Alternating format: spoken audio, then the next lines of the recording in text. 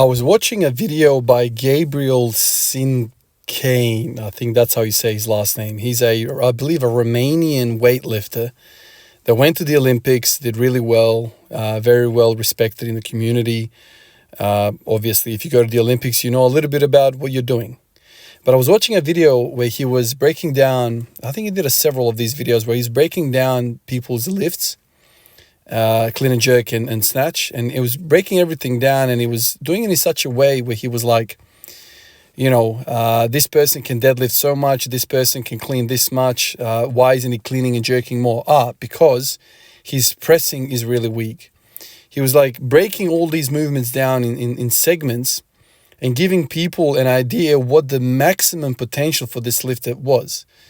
And so I got a lot out of that because there was a few lifters that he mentioned who had really good clean ability, but they just couldn't clean and jerk huge numbers because they had this like overarching, very, very obvious weakness overhead. And so he would break that down and be like, well, if this person just improved a strict overhead press, then the whole number of the clean and jerk would go up because he's improved this particular part or this cog in this whole machine. And so it reminded me right away of what Louis Simmons talked about, completely different genre of lifting, obviously. But Louis Simmons would do stuff like, okay, so here's the deadlift. Okay, so what are you doing for your deadlift? What accessory is your primary accessory? Okay, so what is the primary accessory for that accessory? Okay, so you do that. Okay, so what are you doing for the accessory of the accessory? What are you doing for that? And so this mindset of continuously breaking a lift down into its finest precipitant and going like, okay, so this is what needs to drive this. It's like a domino effect. Because if you try to improve a very large compound multi-joint movement by doing that very said movement, it is very, very difficult because there's a million different cogs involved in that machine. And how do you really identify where the weakness is? Sure, you can just keep racing that car over and over again, but racing it more and more is not going to improve it because there's something that's completely screwing up the whole system. And so I got a lot out of Gabriel talking about that because he was like, obviously he's an expert in his sport and he understands what goes where, but he was basically saying that one of these lifters needs to work on his pushing, like literally upper body pushing.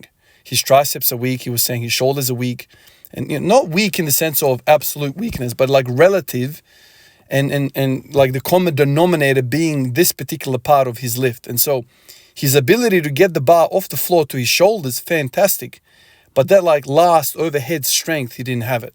Obviously, I am grossly simplifying these discussions because I'm not somebody that is, an expert in Olympic lifting by any stretch of the imagination. But I was kind of like going for the large strokes here, the large strokes of the brush, if you will. Like, what are the big takeaways, of this? The intricate things applying to Olympic weightlifting, of course. There's a lot to it, and it's not as simple as just doing bench press or overhead press. But it just goes to show you that if you want to progress, you need to break things down. So squatting every day is fantastic, but continuously squatting might not be a solution after a certain point, right? You can probably get to, let's say, 4 plates, depending on your body weight really, but you can get to, like my case, get to 4 plates. But if you want to get to the 5th plate, you kind of really need to know what's going on. Where are you lacking? Where is the obvious lacking component? And, obviously, it requires some trial and error, some experimentation, but eventually you will find this thing which is letting down the whole system. And then you kind of get better at that and you go from there. Something that happened to me earlier this year in another lift, not related to squatting, was the elbow pain. I talked about it a whole bunch, middle of last year and towards the end of last year. But I hurt my elbow. Benching. Once again, I was motivated by the whole West Eye methodology. And I thought, you know what, I'm going to buy some bands. Bought some bands, started benching, and after the second session, my elbow was on freaking fire. It got to a point where I tried all sorts of things, nothing really worked. The worst of it was in the mornings, I couldn't even open the drawer in the kitchen. That's how much my medial proximal elbow, like proximal arm was hurting, like right at the elbow, like that proximal, I don't know what it was, flexor of the freaking medial flexor of the forearm. Was really, really sore. On touch, unbearable. Like you just want to crap yourself when you touch it. And then I left it alone. I thought, okay, I'll try resting. It didn't really improve. And then I went down the path of researching again, got into arm wrestling videos, found some exercises, did that, treated the elbow pain, got better, started benching again, and voila, I hit 152 kilo in the bench press. And I was like, whoa, that's insane. Like, how was I able to do that? So maybe that band on that bench press that I did exposed a really, really weak part of my body. Let's say that particular elbow. My elbows were weak. Let's just call it simplified. And that crumbled under the pressure. And it got hurt. And then I took me a little while to work out how to treat it. But then I treated that.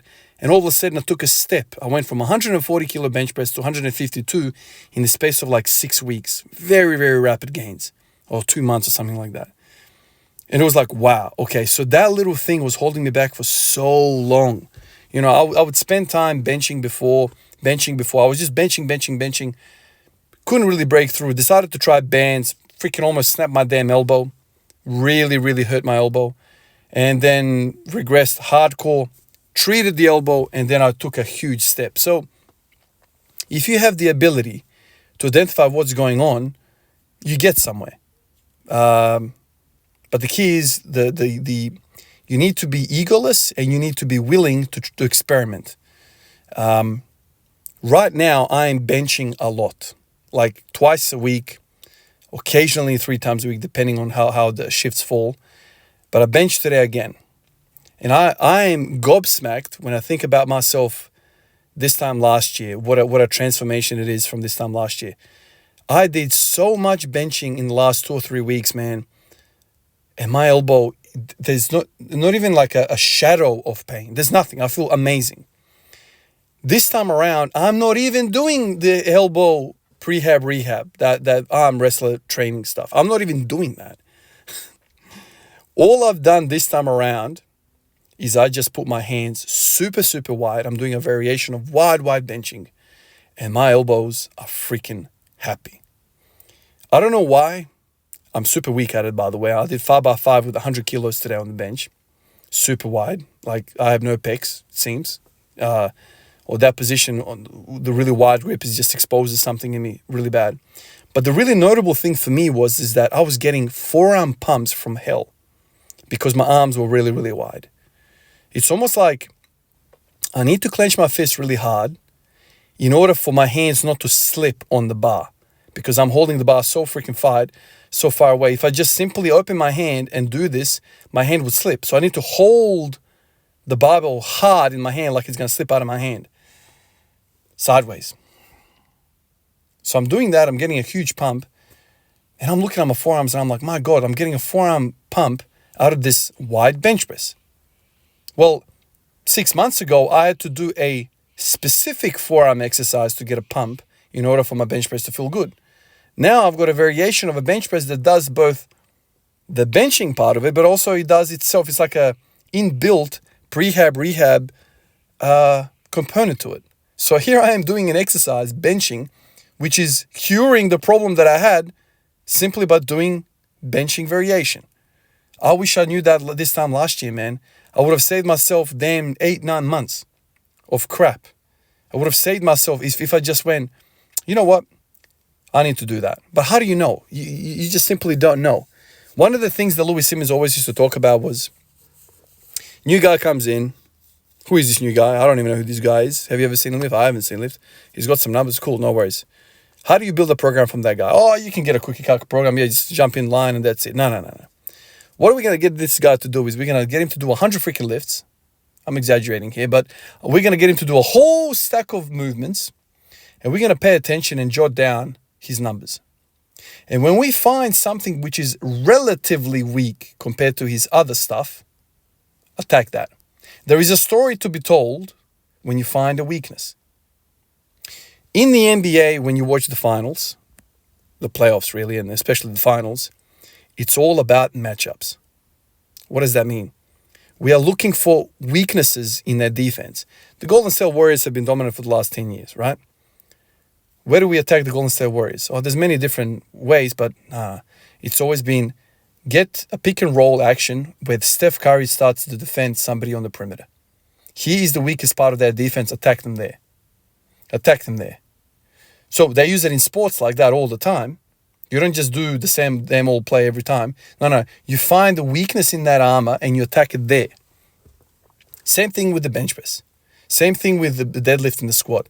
Do a stack of different variations of these movements and work out where are you weak. So if you have a conventional deadlift of 260 kilos and your sumo deadlift is only 200 kilos, there is a story to be told there. There is a story being told there. What is going on? I think you need to work on that. We can talk about which muscle fiber is weak here and what's going on and all the different iterations of thoughts of what's going on in the physiology of this individual, or you can just be like, this dude is weak in sumo, we're going to train the sumo. This guy is weak at the top of the deadlift. Why is that? Oh, we can talk about blah, blah, blah. Yeah, it's glutes, it's this, there. Let's train top of the deadlift. Do some rack pulls. Why not? You're weak there, do it there. So this idea is very, very important after you get advanced to a certain point of lifting. No longer can you just do the same old shit and expect progression. You need to have an understanding beyond, I just want to do what I love to do, which is squatting every day. That won't cut it. You get to a certain level and then everything stops. And you can say, or just pick an arbitrary other. No. An arbitrary other, variation for the sake of variation, it's okay. But that's not what you want. You want variation with the specific mindset of, I'm weak in this lift and I'm doing it because of that reason. I'm not just doing it because, well, it's Tuesday and I want to wear pink shorts and I freaking want to squat this way. You can't be arbitrary like that. You need to attack it with a thought, a precision thought in mind. Just like that guy I was talking about with Olympic weightlifters. Well, this guy can't clean and jerk because he's weak in his arms and his overhead is really, really weak. He can't catch the snatch because he's weak in his shoulders. And so he was breaking it down. He's like, if this guy ups his overhead press by 20, 30 kilos, watch out.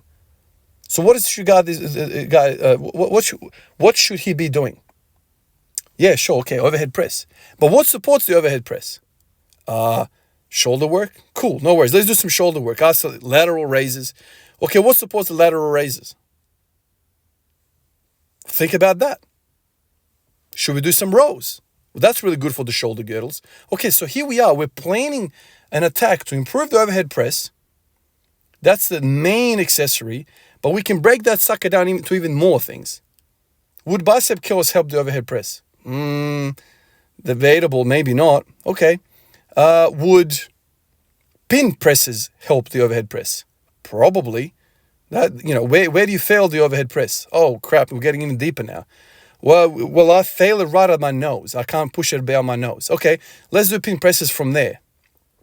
And so now we're developing a training plan specifically tailored to that guy that can't clean and jerk and snatch because of weakness in the overhead press.